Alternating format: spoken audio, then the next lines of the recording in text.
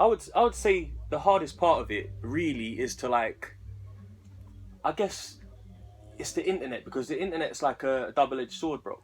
I feel like it's a great thing because you can cut out the middleman, go straight to the consumer, but I feel like it becomes oversaturated. So you know what I'm saying? So it's extremely oversaturated. Yeah. And that's the toughest challenge, I think, finding a way to market yourself and a way to build your fan base up to the point where you've got like a loyal following that really like what you do as an artist. Yeah. That's been the toughest challenge for me, if I'm honest. Right, yeah. You know, getting a strong following that's certified. So otherwise you've got to like. Do you feel really like you've test got the that ground. now? Have you got a good fan base? I think I've got a decent one. And when I say decent, I don't mean the quality of them, because I love them, so they are good in that sense. But numbers wise, I feel like I don't want to be like one of those guys that's saying, I should have done more, or I should have more from what I've done. I feel like I should have a bigger fan base. Yeah.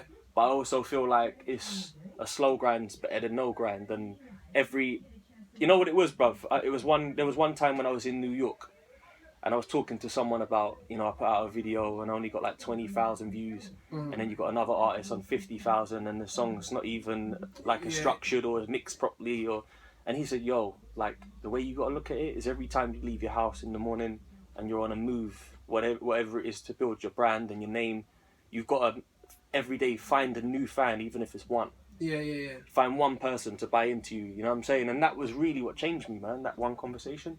It was almost like, instead of just hitting, I guess, the internet one-dimensional and trying to get everyone to come to you, go out there and do a lot of work on the ground level. Yeah. Street teamwork. Yeah, right? interact, man. Ethic, man. You see what I'm saying? Definitely. And that was it for me, really. That changed the game for me, man. Like my mindset.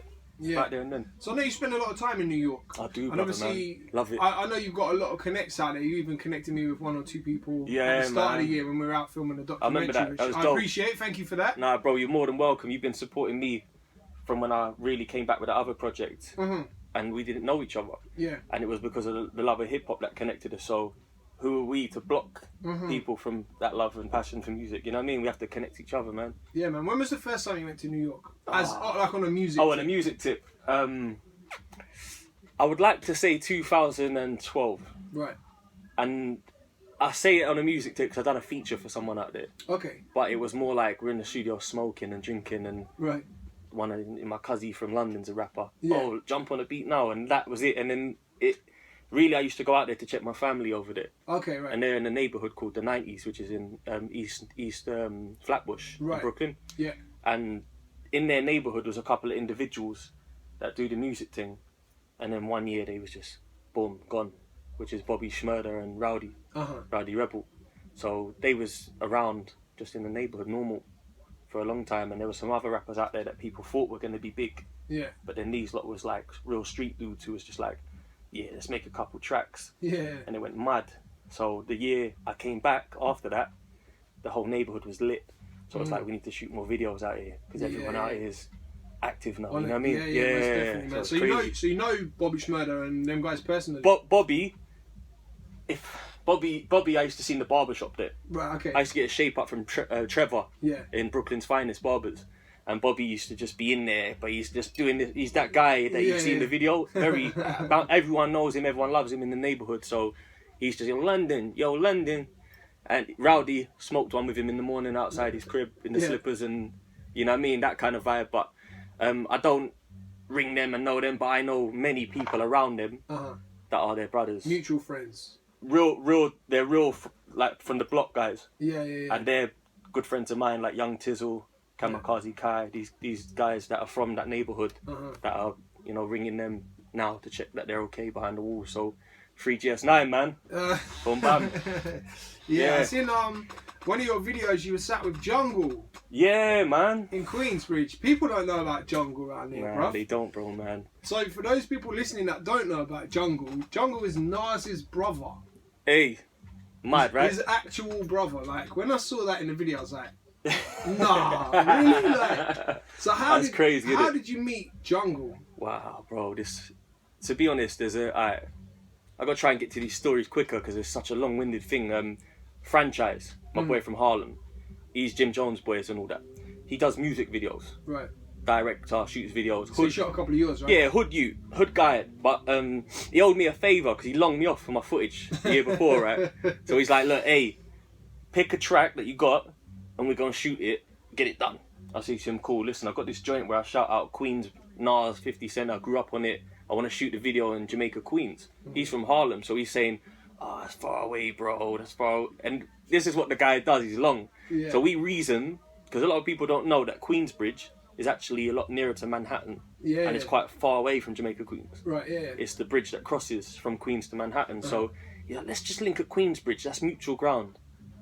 I said, all right, so we'll go shooting the projects over there, like the ones that I saw Nas shooting in growing up. He said, yeah, let's do it, I've got people there. So we land there and we link Dave East, who's a rapper now, who's signed by Nas, right? At the time, I don't think I've met Nas yet. And we're chilling. He had moved from Harlem to Ravenswood Projects, which is over there because his family lived there. So Davey's temporarily there, right? Yeah. He brings a couple OGs from there, Shooter and Pooch. Right. They come to link us. We're chilling. They play my track and hear me shout out Queens, and they're like, oh, you. I said, I grew up in Queensbridge, and they just felt the energy. We felt each other's energy, smoking the blunt, chilling, and they're like, yo, you big up Nas in the track. I'm feeling to ring Nas right now. So what do you mean you want, like, what do you mean you're gonna ring Nas now? So this guy's pulling out his phone, got Nas's digits and that. We get the word that Jungle is in their house over there, the same apartment that you saw the video shot, because they still own it. So we knock on, this is some epic. We're walking through the projects where we saw the Nas videos. I'm just like, whoa, this is mad. Walk into the project building, knock the door, and Jungle opens it with like 4 Jesus pieces on his neck and that. And I'm like, yo, this is like a movie. I can't believe this. So we go in the house, chilling, talking, sharing stories. Jungle gives us some red straps and whatnot. I'm sitting in the house. This is where Nas grew up, and I'd recently read the book from his baby mother, where she was saying how they used to just chill in his house, and if she argued with him, she would hide his chain under the floorboards, and there's mad stories. So I'm sitting there talking to Jungle, and he's like, yo, you really know your stuff, man. Like, show me the track. I played a song, vibe into it, genuinely felt it, and said, where are we shooting the video? I said, what do you mean? He's like, let's go outside, let's do it now. Yeah. Bang. So it was like just real, like, he wasn't just there, he was in the video. Yeah. We was already zooted and twisted by then, and the vibe was just unreal, man. And that was like one of the biggest things that I've ever had in my music career, really, bro. A moment for me personally. Yeah. And that's really how it came about. Sat in the house that Nas grew up in, sick. Bro, mad. We're just sitting in there, and it's so small as well, man. Like it's a real hood apartment, bro. Nas really came up. How you know what I mean? I've been outside that block, but I never went into any of the buildings, but I've stood outside. See what I'm saying? Like for me, that was even enough. Because for you to remember that, you probably felt like that. Yo, this is the block Nas shot. It ain't hard to tell outside and that. Yeah. So when I'm walking through the stairway, like, that's where he done the interview back in the day, and that legendary one. And so then, I never got inside. Never got to any of them bits. Bro, it's mad. And for me, that was kind of surreal, man. Yeah. Mad, bro. Crazy. Yeah, crazy, they got Jungle, man. QB. Shouts to Jungle. Let's talk about your music again. Yeah. So the Beautiful Hustle album dropped last September. How was it received? How did you feel like? I feel like it was. I feel like it's a good body of work. I feel like it had a few good singles on it, a lot of good music, and to be honest, I've done quite well with the sales. I put it on pre-order at half price for a whole month before, and was dropping videos leading up to it, and it sold like 1,000 copies on the pre-order process, which to me was alright to start off with before it even dropped. For an independent artist, definitely. I felt like it was. I'd done a lot because I took it back to basics, to that street level, like we were saying before, and I was like, yo, before I would have just dropped a couple videos and then posted the link on Twitter and cracked on, but I was like, yo, I'm gonna rent a hall in Hammersmith in my hood and just invite my whole neighbourhood to it. So we had like a Ram event where I'm performing the tracks of it with popping bottles, and the whole neighbourhood, from like people from Bush, Hammersmith, Hayes, everywhere, Ealing, all up in there partying with me. It was invite only.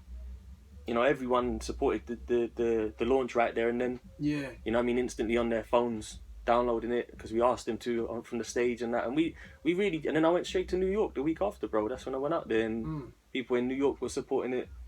For me, it was received well, but I'm just trying to, like, add a fan each time now. Yeah, of course. Yeah, you know. That's decent numbers though, man. Well, do you know what the numbers are to date? Like how many you've sold now? Not to date, I don't. I haven't checked. Last time you checked? Last time I checked, I'd sold about 3,500, 4,000. That's pretty good. It's alright, isn't it? Yeah.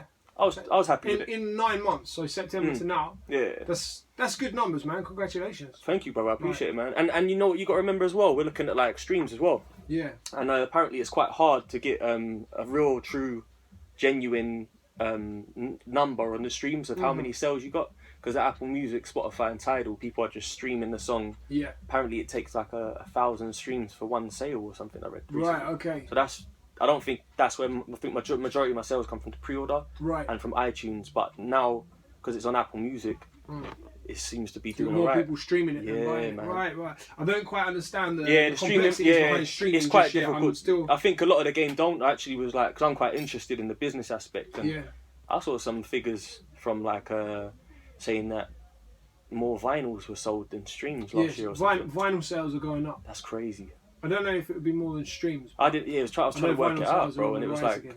apparently it was like more than streams or something, money wise. Sorry, so Right, they generated more okay. profit through the physical because of the amount of times you have to stream to get paid. Right, got you. And that to me was like, whoa. That makes a little more Yeah, sense. you feel me? Definitely.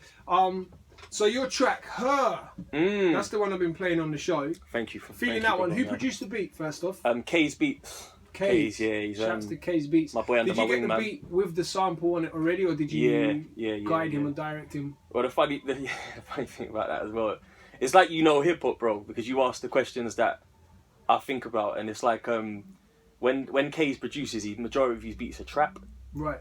And he produced pretty much 80% of my material from the last 3 projects, and I said to him, bro, we need to get some samples back in there, like them old days, and that, like the Rockefeller stuff and that. And he's like, I'm not really good at sampling. And I was like, let's just forget the excuses, man. Let's just try it. And then one day he sends me a snippet of that. So this is the first time he's ever sampled something? I think he had been sampling on the low in his studio and that. Practicing, and it's the one he's happy with. But he wasn't, within himself, he wasn't like someone that believed he could be, I would play him stuff from Alchemist and Just Blaze, and he was already like, I can't do that. And I was like, try. And that was really I think it's the first sample track that we've released with his name on it publicly. Yeah. So yeah, man, for me, I loved it. I fell in love with it straight away, man. Yeah. Instantly, I wrote the verses in 20 minutes. It's a very dope track, man. Personally, I think it's my favourite ASB record. Oh, word? There's been a few that definitely I've thought, yeah, these are sick, but I reckon this is possibly my favourite one. Oh, much love, man. That's good feedback right there. Yeah, so let's talk about Yves Marie.